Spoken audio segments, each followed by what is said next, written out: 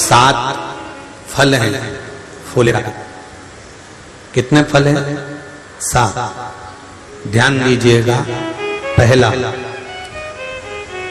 फुलेरा जो नारी व्रत करती आती है और व्रत कर्म उसका चलता रहता है, उस व्रत कर्म के अंतर्गत मान लो किसी कारणवश बीमारी में, कोई गमी के अंतर, कोई सूतक सावड़ के अंतर्गत अगर नारी पूजन नहीं कर पाती है, पूजन नहीं कर पाई और उसने केवल फुलेरे का दर्शन ही कर लिया, अपने पलंग पर पड़ी पड़ी भी फुलेरे का दर्शन कर लिया है, तो नारी को हरतालिका तीज के व्रत का फल प्राप्त हो जाता है।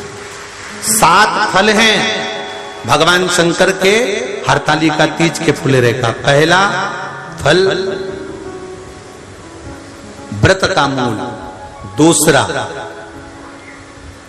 यदि कोई नारी आई और उसके संतान नहीं, 10 साल, 8 साल, 5 साल, 6 साल, 7 साल, 12 साल, 15 साल हो गए, उस फुलेरे का मात्र स्मरण कर कर एक पुष्प भी उसने अगर हल्दी कुंकू का लगाकर उस फुलेरे का टच कर कर भगवान शिव के पावन चरणों में रख दिया है और विनती कर कर गई है, तो अगला फुलेरा वो खुद बनवाती है, उसकी गोदी में संतान आ ही जाता है।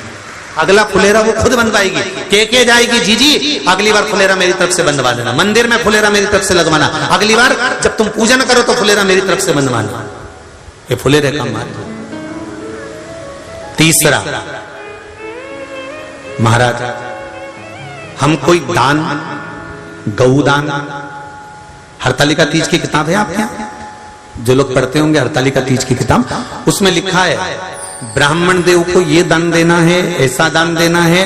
अब कोई गरीब है, कोई साधारण है, नहीं है किसी की कैपेसिटी, नहीं दे सकता, तो क्या होता है?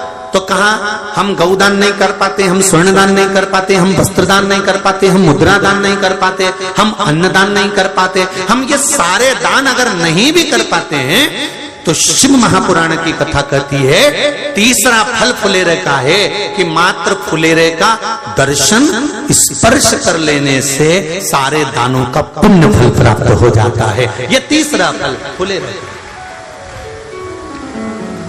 अब हरतालिका तीज का फुलेरे का चौथा महत्व है महाराज।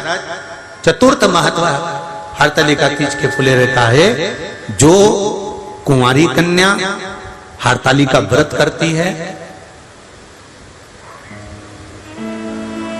पहली बार जो हरतालिका तीज का व्रत करती हैं या हरतालिका तीज का उद्यापन कर देती हैं, या किसी कारणवश शरीर ऐसा नहीं रहा कि बिना पानी के नहीं रह सकती, तो 2 बूंद अगर उन्होंने पानी भी पी लिया है, या कोई कारणवश एक कुछ गलती हो भी गई है, तो मात्र फुलेरे का दर्शन कर लेने से वो गलती शंकर स्वीकार कर कर उसको क्षमा कर देते हैं। ये चतुर्थ भाव के अंतर।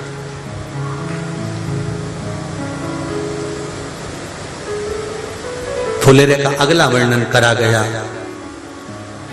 महाराज शिव तत्व की ओर, शंकर भगवान की ओर। हम ना काशी जा सकते हैं, हम ना सोमनाथ जा सकते हैं, हम ना किसी स्थान पर जाकर एकांत में भगवान शंकर का स्मरण कर सकते हैं।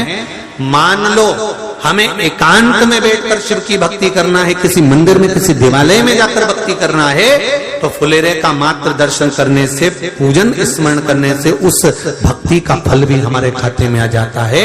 और फिर अगला आखिरी का जो वर्णन किया गया है, वो कहा गया कि पार्वती मैया गुफा में जाकर भगवान का भजन करती थी, शिव का स्मरण करती थी, और फिर अपनी सहेलियों के साथ बैठकर शंकर का स्मरण करा, जिसका फल पार्वती को मिला। तो कहा हम ना किसी गुफा में प्रवेश कर सकते हैं, ना हम किसी गुफा में या जंगल में जा सकते हैं।